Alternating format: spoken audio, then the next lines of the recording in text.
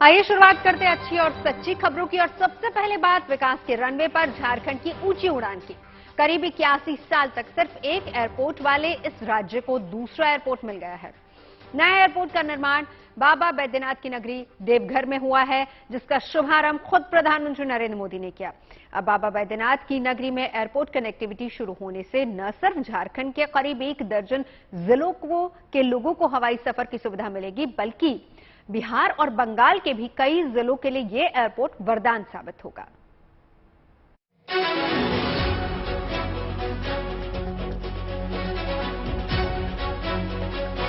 वो ऐतिहासिक और अभूतपूर्व पल आ गया है जिसका हम सब बेसब्री से इंतजार कर रहे हैं।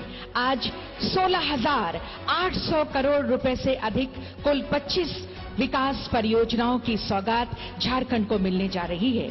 मैं माननीय प्रधानमंत्री जी से सादर निवेदन करती हूं, कृपया राज्य में 13 विकास योजनाओं का लोकार्पण रिमोट का बटन दबाकर करें। लगभग 654 एकड़ क्षेत्र में फैले 400 करोड़ रुपयों की लागत से निर्मित देवघर एयरपोर्ट का उद्घाटन आज प्रधानमंत्री जी के कर कमलों द्वारा किया जा रहा है। ये वो पल था जब बाबा बैद्यनाथ के करोड़ों श्रद्धालुओं का दशकों लंबे इंतजार पर विराम लग गया।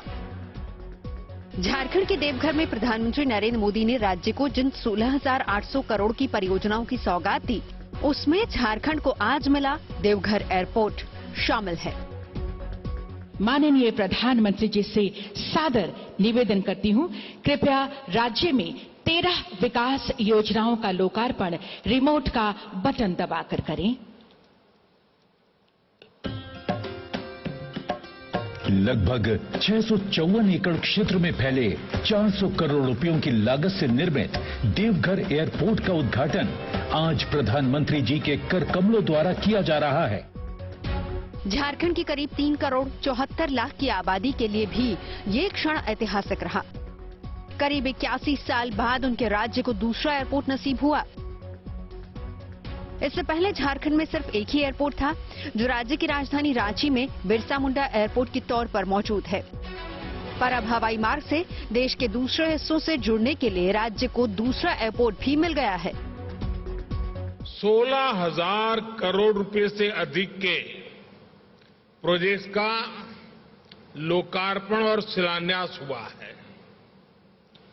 इनसे झारखंड के आधुनिक कनेक्टिविटी, ऊर्जा, स्वास्थ्य, आस्था और पर्यटन को बहुत अधिक बल मिलने वाला है।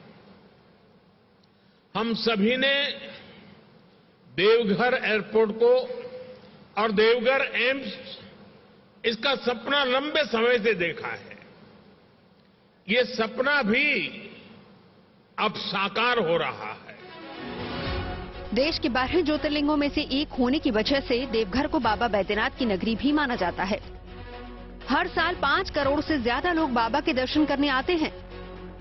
देवघर शहर जैन धर्म के करोड़ों अनुयायियों के लिए भी एक बड़ा सेंटर है, जो यहीं से होकर अपनी धर्मस्थली पारसनाथ पर्वत के दर्शन करने के लिए जाते हैं, जहां 24 में से 20 तीर्थंकरों के साथ कई मुनियों ने भी निर्वाण हासिल किया। ऐसे में 3 राज्य बिहार, बंगाल और ओडिशा की सीमा से सटे देवघर में एयरपोर्ट के बनने से बाबा बैद्यनाथ और पारसनाथ के करोड़ों श्रद्धालुओं के लिए एक बड़ा तोहफा है। यही वजह रही कि राज्य की तरफ से झारखंड को और 3 नए एयरपोर्ट देने का ऐलान भी कर दिया गया। आज इस दिवस पर हम ये संकल्प लेते हैं कि जो झारखंड में वर्तमान में 2 हवाई अड्डे हैं, आने वाले दिनों में इसे बढ़ाकर हम 5 हवाई अड्डे तक बढ़ाएंगे, जो बोकारो, दुमका और जमशेदपुर को भी हवाई मानचित्र में झारखंड में हम लोग सम्मिलित करने जा रहे हैं। देवघर एयरपोर्ट का उद्घाटन ऐसे वक्त में हुआ है जब 14 जुलाई से ही श्रावणी मेले की शुरुआत हो रही है। करीब 30 दिनों तक चलने वाले इस मेले में झारखंड के अलावा बिहार, बंगाल और ओडिशा में मौजूद बाबा के लाखों करोड़ों भक्त शामिल होते हैं। वो बिहार के सुल्तानगंज से गंगा जल लेकर कावड़ के साथ पैदल देवघर जाते हैं। फिर बाबा बैद्यनाथ पर जल चढ़ाकर उनका आशीर्वाद हासिल करते हैं। फिर परिवहन के अलग अलग साधनों से वापस अपने शहर या राज्य लौट जाते हैं। यही वजह है कि मोदी सरकार झारखंड को हवाई मार्ग के अलावा राजमार्ग, रेलवे और जल मार्ग के तमाम साधनों से भी जोड़ने में जुटी है। ऐसे में राज्य के मुख्यमंत्री हेमंत सोरेन भी मोदी सरकार की तारीफ किए बिना नहीं रह सके। जो हम सपने देखते हैं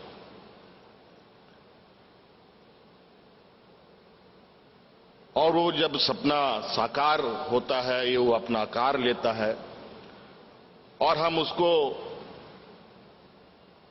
सपनों में नहीं हकीकत में अनुभव करते हैं, तो उसकी खुशी कुछ और होती है। और उस सपने को साकार करने के लिए, उसको पूर्ण करने के लिए आज हम लोगों के बीच में हमारे देश के प्रधानमंत्री जी आए हैं। ये हम लोगों के लिए गौरव की बात है। साफ है कि देवघर को मिला नया एयरपोर्ट झारखंड के संपूर्ण विकास में मील का पत्थर साबित होगा, जो विकास के मापदंडों पर फिलहाल पिछड़े होने की पहचान रखता है। पर अब ऐसा नहीं होगा। उम्मीद जताई जा रही है कि देवघर एयरपोर्ट की सुविधा मिलने की वजह से विकास के पैमाने पर झारखंड बड़ी छलांग लगाएगा। देवघर से सत्यजीत कुमार के साथ bureau report, good news today.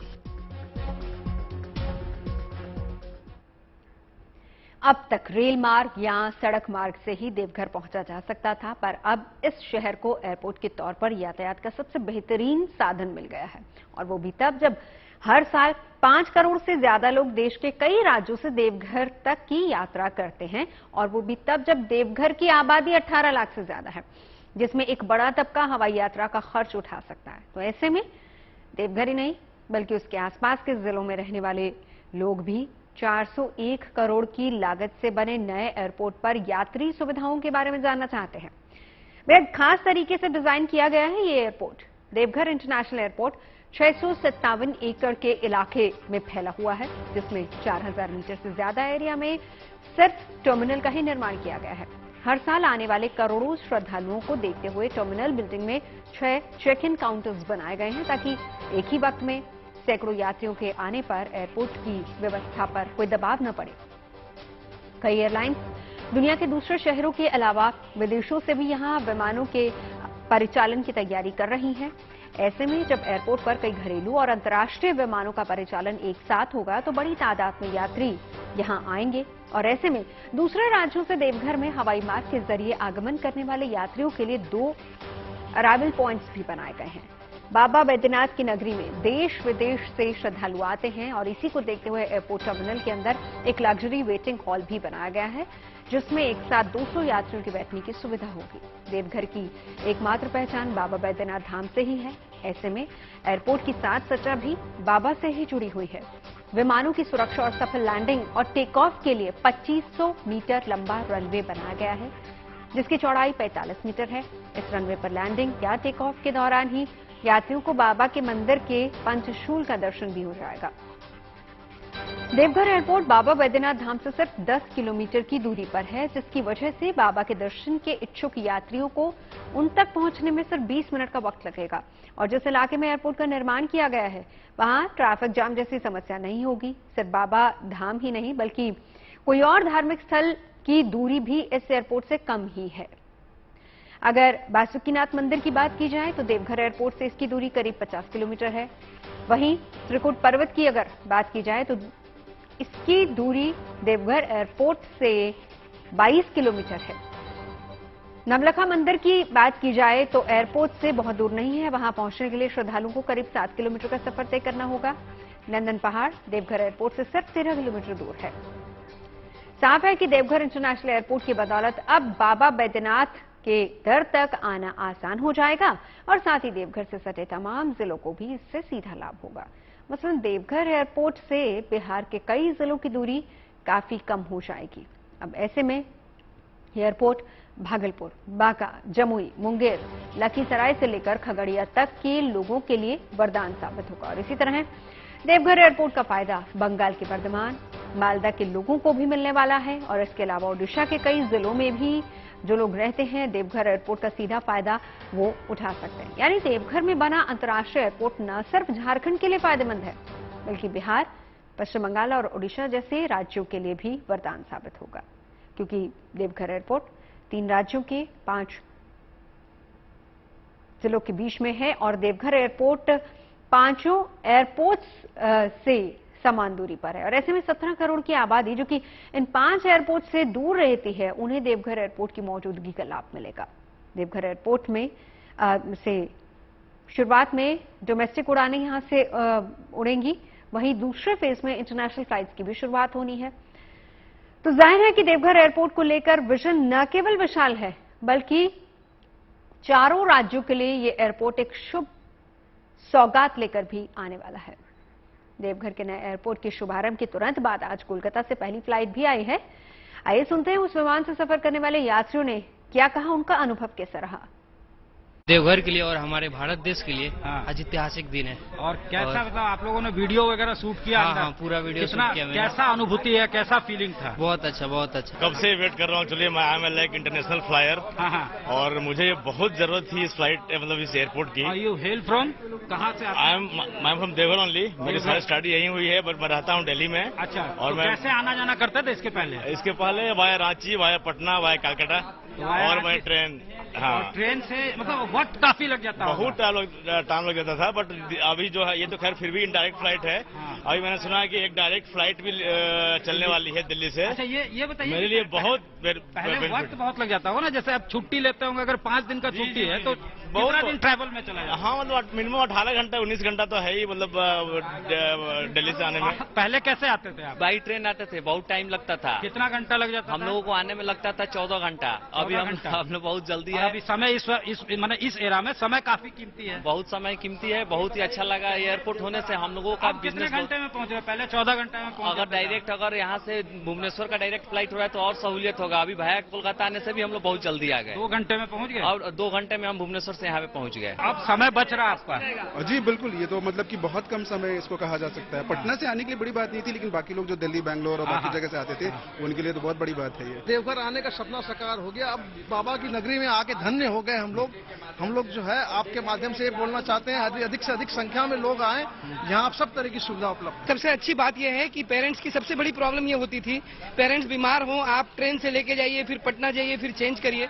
ये तो एक बहुत पाथ ब्रेकिंग है देवघर के लिए, और हमें ये लगता है कि ये इससे न केवल भविष्य में लोगों के लिए आना जाना आसान हो गया है, इनफैक्ट जो लोग बीमार हो जाते हैं, बाकी के प्रॉब्लम होती है, इंडस्ट्रीज, मुझे लगता है कि देवघर के विकास का ये एक बहुत ही सुनहरा अध्याय है जो अभी स्टार्ट हुआ है। और हमें लगता है कि इसके लिए मैं इनफैक्ट द पॉलिटिकल सिस्टम को बहुत बहुत धन्यवाद देना चाहता हूं।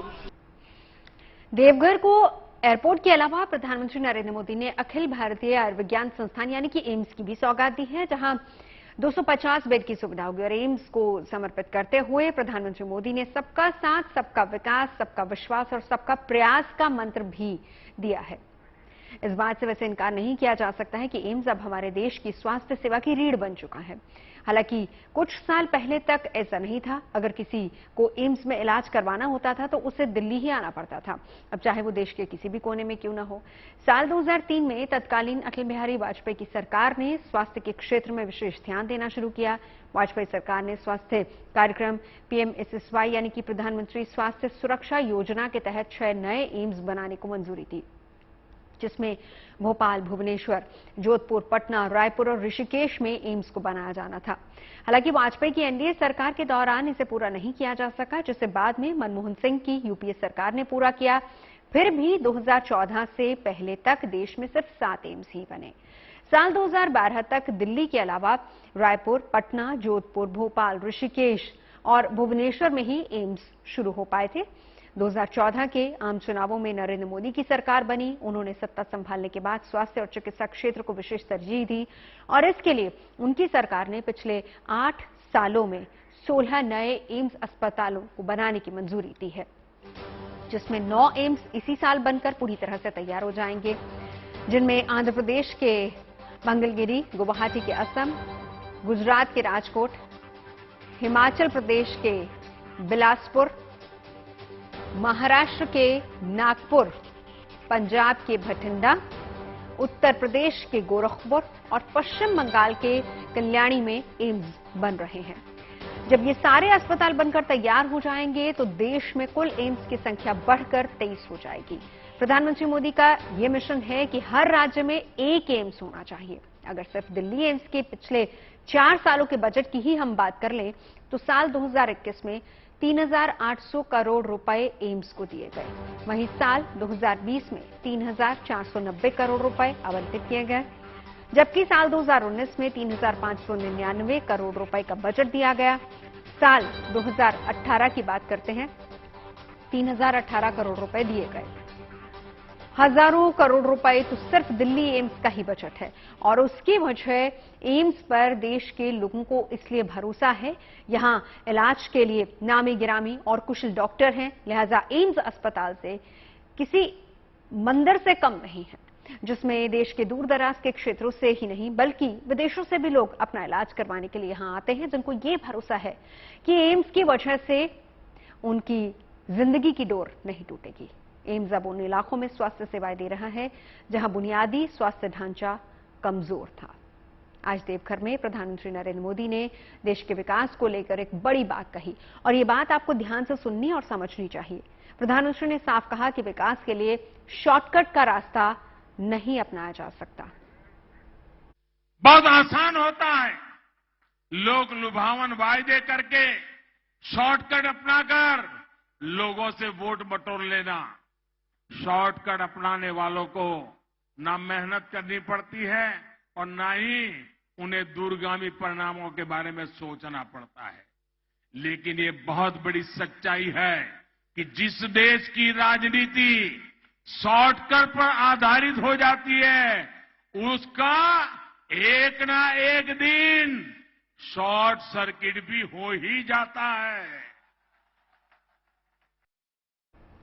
और अब बात कर लेते हैं दिल्ली में बरखा बहार की, जिसका हमें इंतजार था। वो बारिश आज आ गई। दिल्ली में मानसून को दस्तक दिए 10 दिन से ज्यादा हो चुके, लेकिन दिल्ली में बादलों की बेरुखी ही थी। बादल आते थे, छाते थे, लेकिन बरसते नहीं थे। लेकिन आज बादल आए भी, छाए भी और बरसे भी, लेकिन टिप टिप करके। नतीजा ये हुआ कि लोगों को कम से कम गर्मी से तो राहत मिल गई है। पारा 5 से 7 डिग्री नीचे लुढ़क गया है। हफ्ते 10 दिन तक कहा जा रहा है कि बादल ऐसे ही मेहरबान रह सकते हैं।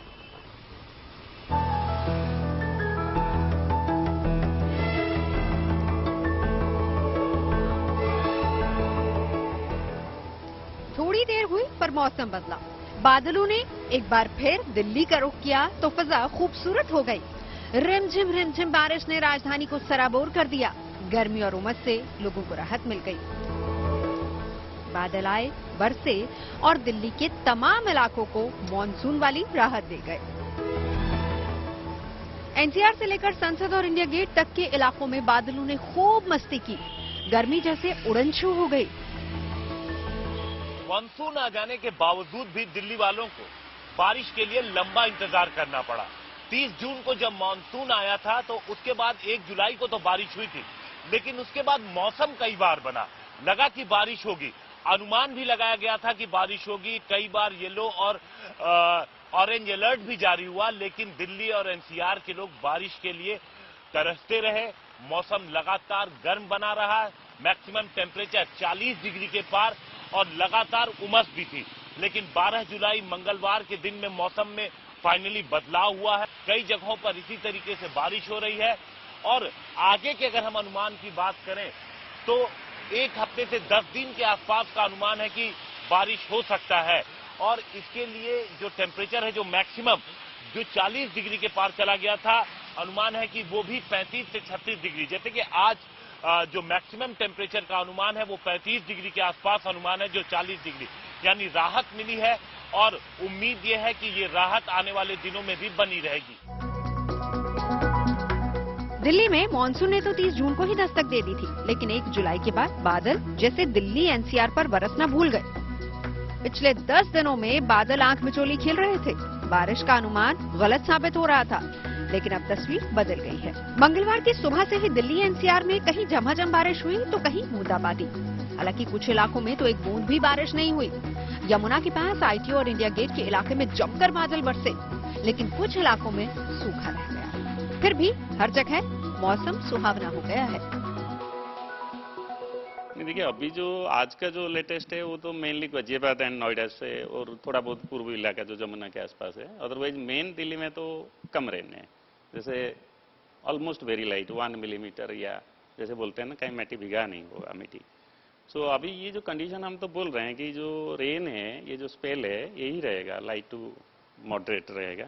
2 दिन है कल तक, और from 14th we are reviewing, but 14th में थोड़ा कम रहेगा। यानी अब मानसून दिल्ली पर मेहरबान रहने वाले हैं। बादल घिरेंगे और कम या ज्यादा बरसते रहेंगे। अगले कुछ दिनों तक गर्मी से परेशानी नहीं होगी। बारिश का तो महीनों में से इंतजार था, अभी ये थोड़ा मौसम थोड़ा अच्छा होने लगा, तो अच्छा ही होगा आगे चल के। राहत मिल रही है, राहत थोड़ा राहत मिल रही है। राहत तो बहुत मिली है, पर अचानक हुई तो पूरे भीग गए, तैयार नहीं थे बारिश के लिए। क्या रोज लग रहा था बारिश होगी?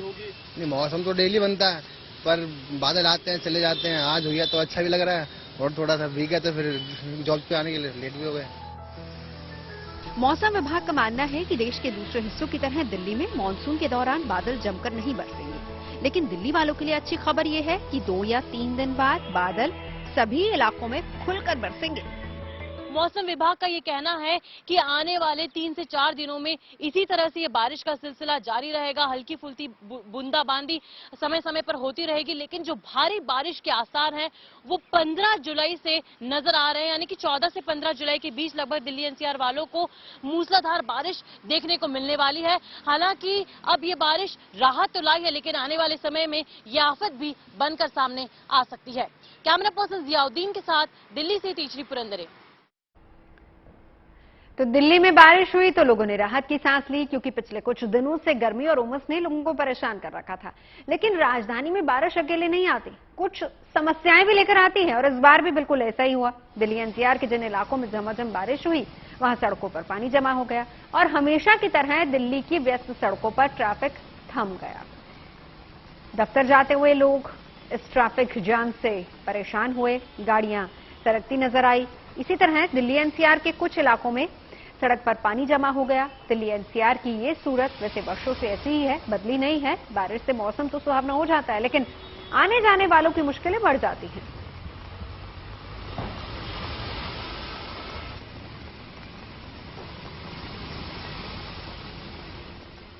चलिए, इन परेशानियों के बीच अच्छी बात यह है कि दिल्ली में बारिश का इंतजार खत्म हुआ। आगे भी बारिश का अनुमान है, 3-4 दिन बाद अच्छी खासी बारिश हो सकती है, यानी कि दिल्ली वालों के लिए गुड न्यूज यही है। लेकिन देश के कई राज्य ऐसे हैं जहां बारिश आफत बनकर आई है। गुजरात के कई इलाकों में बाढ़ जैसे हालात हैं, बड़ी तादाद में लोग पानी में फंसे हुए हैं, और उनको सकुशल निकालने के लिए रेस्क्यू टीमें लगातार काम कर रही हैं। देखिए रिपोर्ट।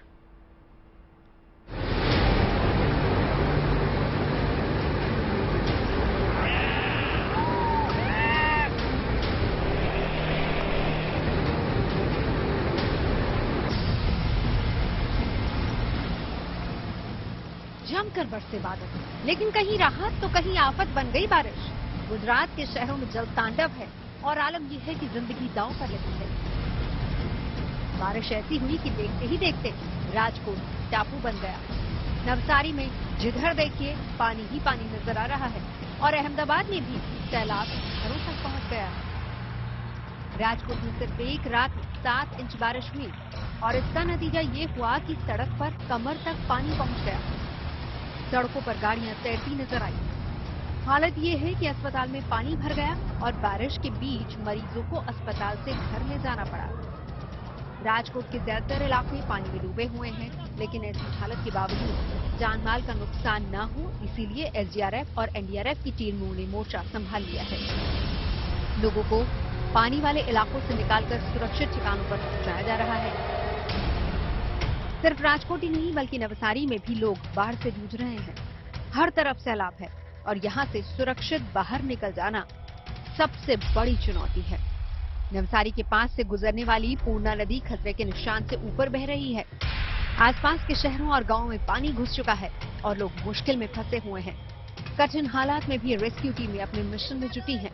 लोगों को लगातार सुरक्षित ठिकानों की तरफ ले जाया जा रहा है। आप एक अनुमान कहीं ना कहीं लगा सकते हैं कि मैं जिस लेवल के पानी में खड़ा हूं वो घुटने से काफी ऊपर आ चुका है, तकरीबन 3-4 फीट ऊपर एटलीस्ट आप देख पा रहे हैं। और मुझे आगे और जाने को मना कर रहे हैं क्योंकि बहुत डेंजरस स्थिति है। जैसे आप देख पा रहे हैं वो सफेद रंग का जो घर है वहां के लोग वैसे ही नहीं निकल पा रहे हैं और उनको यही टेंशन होती है कि खाने को आज क्या मिलेगा, क्योंकि दूध वाला नहीं पहुंच पाता, फल और सब्जी वाले भी नहीं पहुंच पाते। नवसारी से मिथिला, रिंग रोड जैसे इलाकों में भी जलतांडव है। इसके साथ ही वलसाड और डांग जैसे इलाकों में भी भारी बारिश की चेतावनी जारी की गई है। यानी आगे भी लोगों के लिए मुश्किलें कम होने वाली नहीं है, लेकिन कोशिश ये है कि लोगों को जरूरत की चीजों की कमी न हो। बाढ़ का सामना करते हुए स्वास्थ्य कर्मी लोगों तक दवाइयां भी पहुंचा रहे हैं। ऐसी हालत में एहतियातन स्कूल कॉलेज बंद कर दिए गए हैं, पढ़ाई लिखाई ठप है।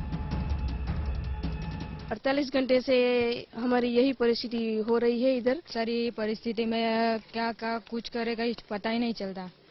यहाँ पे तकलीफ बहुत हो रही है। राजकोट और नवसारी ही नहीं बल्कि अहमदाबाद में भी हाल बेहाल है। यहाँ एक इलाके में पानी मकान के बेसमेंट में घुस गया और इसकी वजह से कई गाड़ियां पानी में डूब गई। अहमदाबाद में हुई बारिश ने ऐसी तबाही मचाई कि लोगों का करोड़ों रुपए का नुकसान हो गया है। इस वक्त हम मौजूद है अहमदाबाद के पौष इलाके में कहे जाने वाले प्रहलाद नगर के पास। ये है ब्रज विहार 7 और इसका ये बेसमेंट है जिसे आप देख सकते हैं और बेसमेंट पूरी तरीके से पानी से भर गया था। यहाँ तक कि हालात ये थे कि आप देख सकते हैं जो वाटर लेवल का मार्क बना हुआ है वो बिल्कुल छत को छू गया था, जिसके चलते जो पार्किंग का इलाका है वो पूरा का पूरा पार्किंग जो है वो पानी में तब्दील हो गया। यहाँ पे आप देख सकते हैं जो गाड़ियां है उसको काफी ज्यादा नुकसान हुआ है पूरी तरीके से। करीब 15 से 17 गाड़ियां हैं जिसको नुकसान हुआ है। आप देख सकते हैं जो लग्जरीज कार जिसे कही जाती है ये सारी गाड़ियां यहाँ पर मौजूद है और पूरी की तरह पूरा पानी के अंदर डूबा हुआ था। 24 घंटे बाद यहाँ से पानी को निकाला गया है। हालांकि अब भी यहाँ पे काफी ज्यादा पानी है जिसको अब धीरे धीरे निकाला जाएगा। मिनिमम 12 गाड़ियां हैं जो पूरी डूब चुकी थी और अभी इंश्योरेंस वालों से ही पता चलेगा कि कितना नुकसान है। बिल्डिंग के नुकसान के लिए हमारी जो चिंता है वो ये है कि जो पानी 36 से ज्यादा घंटे अंदर रहा तो उसके लिए जो स्ट्रक्चरल डैमेज, अभी मैं तो इसका कुछ एक्सपर्ट नहीं हूं, लेकिन मुझे जो पूरे ब्रज विहार 7 को जो चिंता है वो स्ट्रक्चरल डैमेज की है। घर तो घर, बारिश ने शॉपिंग कॉम्प्लेक्स को भी बदहाल कर दिया। मॉनसून की मेहरबानी गुजरात पर भारी पड़ी है। आने वाले दिन भी गुजरात के लिए चुनौतियों से भरे हैं क्योंकि 6 जिलों में भारी बारिश का अनुमान है और राज्य में 13 डैम हाई अलर्ट पर हैं। हालात से निपटने के लिए एनडीआरएफ समेत कोस्ट गार्ड को अलर्ट मोड पर रखा गया है। सरकार और प्रशासन दोनों मुस्तैद हैं। लोगों को बाढ़ वाले इलाकों से निकाला जा रहा है और जो पानी से घिरे हैं उन तक राहत पहुंचाई जा रही है। अहमदाबाद से गोपी घांगर और नवसारी में देव कोटक के साथ bureau report, good news today. Gujarat में भारी बारिश की वजह से जनजीवन अस्त व्यस्त हो गया है। वहां के कई शहरों की तस्वीरें हमने आपको दिखाई, लेकिन जल तांडव सिर्फ गुजरात तक सीमित नहीं है। महाराष्ट्र में भारी बारिश की वजह से कई इलाके पानी पानी हो गए और मध्य प्रदेश में भी हालात चुनौतीपूर्ण बने हुए हैं। सीहोर में मूसलाधार बारिश के चलते भब्बड़ नदी उफान पर है। निचले इलाकों में घुटनों तक पानी भर गया है। सड़कें दूर दूर तक नजर नहीं आ रही। हालात ये हैं कि वहां मौजूद एक हनुमान मंदिर जलमग्न हो गया और इसी तरह महाराष्ट्र के वर्धा में बारिश के बाद गांव में पानी भर गया। फसल बर्बाद हो गई और किसानों की मुश्किलें बढ़ गई। ऐसी तस्वीरें महाराष्ट्र के कई इलाकों से आ रही हैं। मॉनसून आने के बाद देश के कई इलाकों में बादल जमकर बरस रहे हैं। गुजरात, महाराष्ट्र और कर्नाटक जैसे राज्यों में अभी तक सामान्य से ज्यादा बारिश हुई है और यही वजह है कि इन राज्यों में बाढ़ जैसे हालात हैं। सोमवार को भी इन राज्यों में भारी बारिश हुई और इसकी वजह से कई इलाकों और शहरों में हालात चुनौतीपूर्ण हो गए। लोग पानी से घिरे हुए हैं और उनको सुरक्षित जगहों तक ले जाने के लिए रेस्क्यू टीमें लगातार मेहनत कर रही हैं। लेकिन गुजरात की ही अगर बात करें तो बाढ़ की वजह से अभी तक करीब 70 लोगों की मौत हो चुकी है। जानमाल का नुकसान कम से कम हो इसीलिए तैयारियां की जा रही हैं। गुजरात में एनडीआरएफ की 18 टीमों को मोर्चे पर लगा दिया गया है।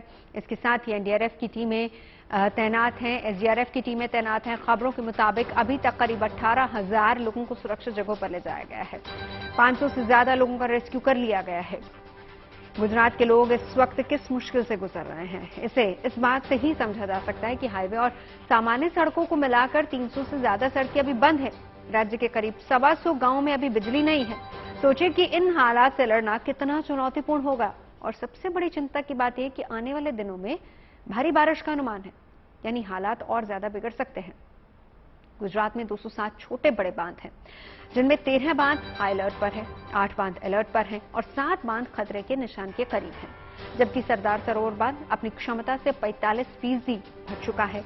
यानी अगर ऐसी ही बारिश होती रही तो बांध से बड़ी तादाद में पानी छोड़ना पड़ेगा और इसकी वजह से बड़ा इलाका जलमग्न हो सकता है। भारी बारिश का अलर्ट महाराष्ट्र के अलावा मध्य प्रदेश में भी है। महाराष्ट्र में बाढ़ और बारिश की वजह से 80 से ज्यादा लोगों की जान जा चुकी है। 10 दिन से महाराष्ट्र में बारिश मुसीबत बनी हुई है। आगे भी राज्य में भारी बारिश का अनुमान है। महाराष्ट्र की ही बात करें तो 6 जिलों में रेड अलर्ट जारी कर दिया गया है, जिनमें पालघर है, नासिक है, पुणे, रायगढ़, रत्नागिरी, कोल्हापुर शामिल हैं। और इसी तरीके से मध्य प्रदेश की भी बात करें तो बारिश ने वहां भी मुश्किलें खड़ी की हैं। मौसम विभाग ने 33 जिलों में ऑरेंज अलर्ट जारी किया है, जिनमें भोपाल, इंदौर और जबलपुर जैसे बड़े जिले शामिल हैं। महाराष्ट्र और मध्य प्रदेश ही नहीं बल्कि अगर तेलंगाना और ऊपरी इलाकों की बात करें तो लगातार बारिश वहां पर भी हो रही, हालात बिगड़े हुए हैं क्योंकि अभी भी भारी बारिश का अनुमान वहां है और इसीलिए प्रशासन भी अलर्ट पर है। कर्नाटक, वहां भी हालात खराब है। कर्नाटक में भी कोडागु, दक्षिण कन्नड़, उत्तर कन्नड़ और उडुपी जिले बारिश से प्रभावित है। लेकिन वहीं देश के कई राज्य जैसे उत्तर प्रदेश और बिहार हैं, बारिश वहां पर नहीं हो रही है। वहां लोग बरसात के लिए तरस रहे हैं। मौसम विभाग के मुताबिक अगले कुछ दिनों में वहां मानसून एक्टिव हो जाएगा। उड़ीसा, दक्षिण उड़ीसा, छत्तीसगढ़, आंध्र प्रदेश, तेलंगाना, महाराष्ट्र, गुजरात और दक्षिण मध्य प्रदेश, यहाँ एक्टिविटी बहुत ज्यादा रहेगा नेक्स्ट 3 to 4 डेज। उसके बाद रिड्यूस होगा। मतलब 3 से 4 दिन अभी तक किसी तरह से बाढ़ की स्थिति बनी रहेगी और एक हफ्ते बाद स्थिति सामान्य हो सकती है। रेन का रिडक्शन तो 15 तारीख ऑनवर्ड है, 3 दिन रहेगा, उसके बाद रिडक्शन हो रहा है। और स्लोली जो रेन नहीं है, जैसे बिहार है, झारखंड है, उत्तर प्रदेश है, यहाँ तो रेन नहीं है, बहुत कम रेन है पिछले 10-12 दिन से। अभी वहाँ 18-19 तारीख से शुरू होगा स्पेल। अभी मानसून जो है थोड़ा वहाँ एक्टिविटी शुरू होगा और north east India again heavy rainfall हो सकता है 19 ऑनवर्ड। और जहाँ दिल्ली का बात है, दिल्ली में ऐसे मतलब दिल्ली का जो जियोग्राफी है, दिल्ली का जो क्लाइमेटोलॉजिकल कंडीशन है, यहाँ हैवी रेनफॉल बहुत कम संख्या में होता है। और यहाँ जो है एक तो समुद्र के पास नहीं है ना, और कोई पहाड़ भी आसपास नहीं है, और जैसे माउंट आबू वगैरह वहाँ हैवी रेन होता है। तो इसलिए दिल्ली का जो फोरकास्ट है, हम जो बोलते हैं वैसे ही होता है, लाइट, वेरी लाइट। कोरोना ने हमारी जिंदगी बदल दी। काम करने, पढ़ने, लिखने, यहाँ तक कि लोगों से मिलने जुलने का तरीका सब कुछ बदल गया। लॉकडाउन में वर्क फ्रॉम होम का कल्चर भी काफी प्रचलित हुआ और लोगों को यह तरीका इतना रास आया कि ज्यादातर कंपनियों और कर्मचारियों ने तो इस तरीके को परमानेंटली अपना भी लिया। हालांकि काम के इस तरीके को लेकर बहुत सारी बहस भी चल रही है, जिस पर हम आगे बात भी करेंगे। लेकिन अच्छी खबर यह है कि नीदरलैंड ने अभी अपने यहाँ वर्क फ्रॉम होम को कानूनी जामा पहनाने का फैसला कर लिया है। खबर देखिए, फिर इसके बाद इसके फायदे और नुकसान के बारे में भी बात करेंगे।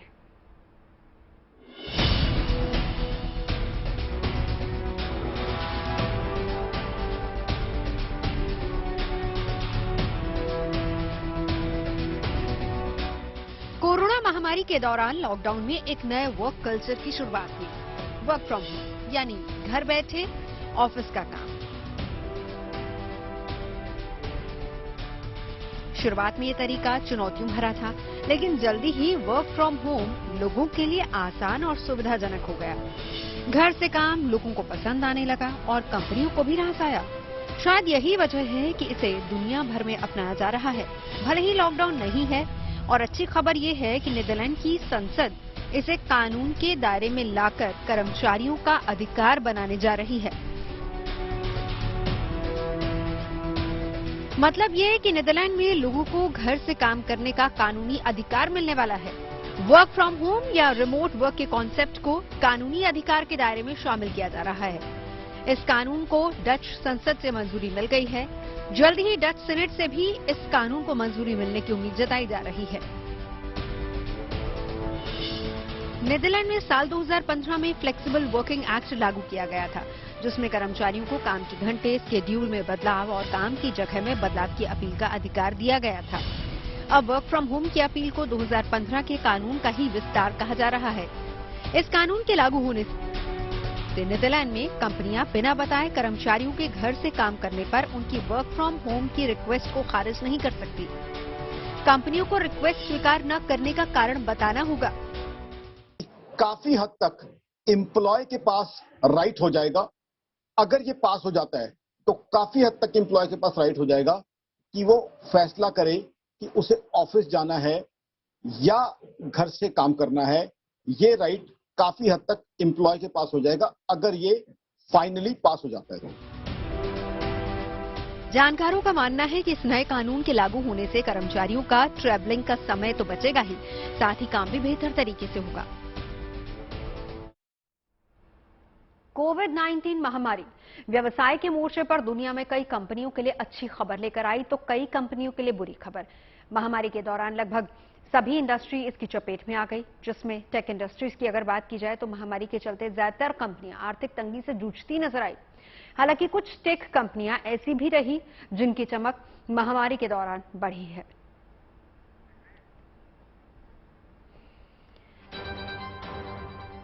रॉन फाइनेंस रिपोर्ट के मुताबिक टीसीएस दुनिया की सबसे बड़ी आईटी कंपनी की लिस्ट में दूसरे स्थान पर पहुंच गई। साल दर साल 12% की ग्रोथ दर्ज करने के बाद टीसीएस दूसरे नंबर पर आ गई। वहीं पूरी दुनिया में आईटी सेवाओं में एसेंचर पहले पायदान पर है, जो कि सबसे कीमती और सबसे मजबूत आईटी ब्रांड है, जिसका ब्रांड वैल्यू करीब $36.2 बिलियन है। टाटा कंसल्टेंसी के अलावा भारत की कई दिग्गज कंपनियों ने टॉप 25 आईटी सर्विस ब्रांड में जगह बनाई है। टीसीएस के बाद इस लिस्ट में इंफोसिस तीसरे नंबर पर आती है और इसके बाद विप्रो 7वें पायदान पर है, तो वहीं एचसीएल 8वें नंबर पर है और टेक महिंद्रा 15वें और एलटीआई 22वें नंबर पर है। कोरोना काल यानी 2020 से 2022 के बीच देश की आईटी कंपनियों को बुलेट रफ्तार मिली है, जो कि करीब 51% के आसपास है।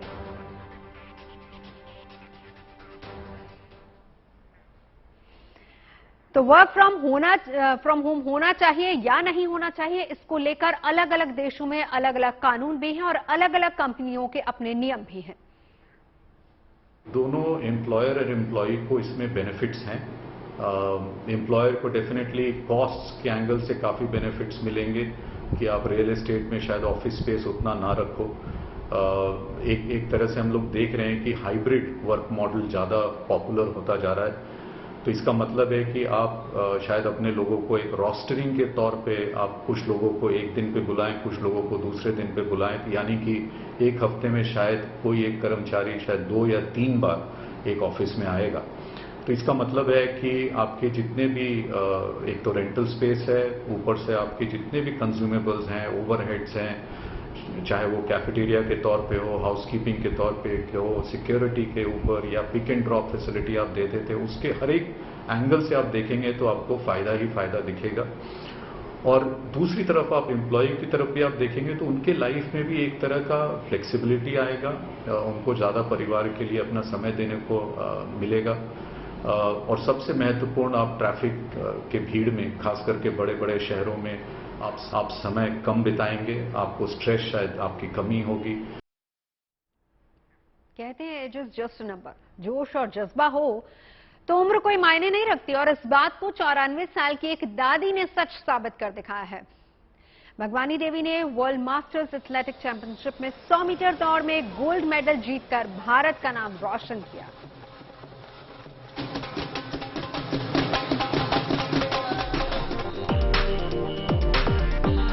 पोडियम पर पोजीशन नंबर 1 और गले में स्वर्ण पदक का हार। 94 साल की उम्र में भारत की दादी ने विदेशी सरजमी पर इतिहास रच दिया है।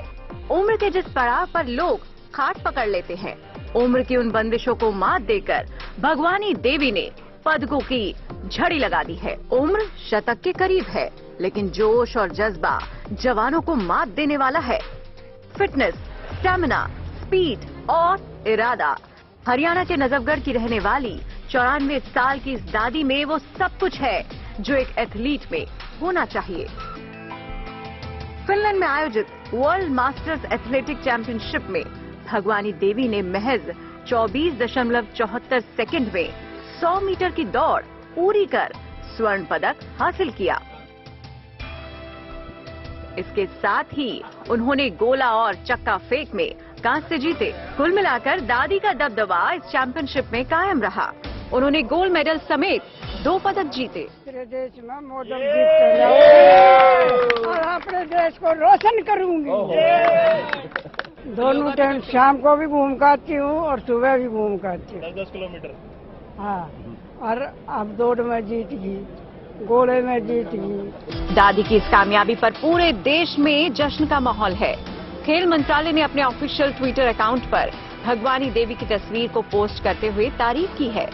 मंत्रालय ने अपने ट्वीट में लिखा है, भारत की 94 साल की भगवानी देवी ने एक बार फिर बता दिया है कि उम्र तो सिर्फ एक नंबर है। उन्होंने गोल्ड और ब्रॉन्ज मेडल जीता। वाकई में साहसिक प्रदर्शन।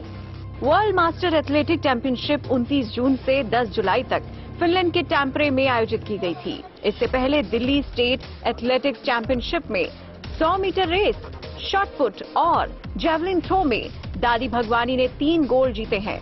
दादी की इस कामयाबी ने साबित कर दिया है कि जोश और जज्बा हो तो उम्र कोई मायने नहीं रखती। मैं सो भी रहा था, ये उठ के वापस मेरे पास आई और इसने सुबह मेरे साथ ये बात कही कि वो एक बार शॉटपुट दिखाना मुझे। मैं मगर दादी क्या करेगी इतनी सुबह सुबह? बोला मैं एक बार देखना चाह रही हूँ कि मैं फेंक दूंगी कि नहीं फेंक दूंगी। तो उस दिन थोड़ा सा मुझे ऐसा लगा था कि हाँ शायद इनके अंदर कुछ इंटरेस्ट है खेल के लिए, और उसी के दिन से मतलब मैं एफर्ट्स कर रहे हैं, पूरा परिवार हमारा साथ में मिलकर एफर्ट्स कर रहा है। जिस वर्ल्ड मास्टर्स एथलेटिक चैंपियनशिप में भगवानी देवी ने गोल्ड जीतकर नई मिसाल कायम की है, उस चैंपियनशिप की शुरुआत 1975 में की गई थी। इस चैंपियनशिप में 35 साल से ऊपर आयु वर्ग के खिलाड़ी भाग ले सकते हैं। वर्ल्ड मास्टर्स एथलेटिक्स चैंपियनशिप में शुरुआत में केवल 5 एज ग्रुप को शामिल किया गया था, लेकिन अब 12 एज ग्रुप में स्पोर्ट्स इवेंट्स आयोजित कराए जाते हैं। वर्ल्ड मास्टर्स एथलेटिक्स में पहला एज ग्रुप 35 से ऊपर आयु वर्ग का है और आखिरी एज ग्रुप 12वां 90 साल से ऊपर का है। भगवानी देवी इसी 12वें एज ग्रुप में शामिल थी। दादी के हौसले और जज्बे की तारीफ आज सारा इंडिया कर रहा है और दुनिया वालों से कह रहा है, सबसे आगे होंगे Hindustani. Bureau report, good news today. 94 साल की चैंपियन दादी भगवानी देवी से बात की मेरी सहयोगी तेजश्री पुरंदरन ने। तो भगवानी देवी जी, सबसे पहले तो आप मुझे ये बताइए कि अब आपको कैसा लग रहा है जीतकर भारत के लिए मेडल? जी मेरे को बढ़िया लग रहा है, बढ़िया लग रहा है, और मैं दूसरे देश में जाऊंगी, मेडल जीत कर लाऊंगी, अपने देश को रोशन करूंगी। अच्छा, कैसे तैयारी की आपने? तैयारियों में क्या क्या किया था? तैयारी यही करी थी, गोला बगा कर देख लेते, वो दौड़ करके देख लेते, फिर पूरी करने लगे, फिर पक्की करने लगे, पास हो गए। ठीक है ना? अब अगले वो मार्च में फिर जावांगे। दोबारा जाएंगे आप? हाँ, मेडल जीत कर लाएंगे और अपने देश को रोशन करेंगे। अच्छा, इतनी शक्ति, इतनी ऊर्जा कहाँ से आती है? कहाँ से आप लाती है इतनी एनर्जी इस उम्र में? अपने भीतर से आ जाती है। मैं तेरे से बात कर लूं, हाँ। ऐसे जैसे हो जाती है। सुबह से आप क्या क्या करती हैं? सुबह उठती हैं, कसरत करती हैं, योगा करती हैं, दौड़ लगाती हैं, क्या रहती है आपकी दिनचर्या? दौड़ लगाती हूँ, गोला लगाती हूँ, घुमाई करती हूँ उस रोड से, और वहाँ उस रोड तक जाती हूँ। हाँ। 4 चक्कर भी कर लूँ, 5 भी कर लूँ, फालतू भी कर लूँ, घाट भी कर लूँ, जैसा टाइम हो वैसा ही कर। तो आपको प्रेरणा कहाँ से मिलती है? किन्हें देखकर आप ये सारी चीजें अपने अंदर लाती हैं? कौन है वो जिनको आप देखती हैं और इस उम्र में भी आपको प्रेरणा मिलती है? ये मेरा पोता है ना, ये अपने स्कूल में खेला करता। हाँ। वहाँ इसके ऑस्ट्रेलिया में मैं भी चली जाया करती। अच्छा। वो गोला ऐसे ही पड़ा रहा करता, मैं उठा कर भाई भैया ये गोला कैसा, अगर जी इसको न्यू फेंकते। अच्छा। मैं कई बार उसको फेंक देख लेती। आपको कहा जा रहा है कि आप खेलों की रानी हैं। क्या बताऊँ, मेरे को बढ़िया लगता है। हाँ। अरे इतना मेरे ठीक होंगे ना, इतना मजा ही जाऊंगी ना, गया जाकर अपने घर बैठ जाऊंगी। अच्छा, ठीक है ना? अभी कितना खेलेंगे और आगे? अब क्या पता हारी बीमारी ना होगी तो चल लिए जाऊंगी। अच्छा, ठीक है ना। खाना क्या क्या खाती हैं आप? खाने में क्या खाती हैं? डाइट क्या लेती हैं? खाने में यूँ खाती हूँ, शाम को तो 1 गिलास दूध लेती हूँ, चाहे रोटियां घर दे दे, चाहे सोमतियाँ न दे दे, और सब्जी रोटी खा लेती हूँ। खबरें सच्ची होनी चाहिए, अच्छी खुद ब खुद लगती हैं। Navjot Randhawa signing off. आप सुनते रहिए गुड न्यूज और देखते रहिए गुड न्यूज टुडे।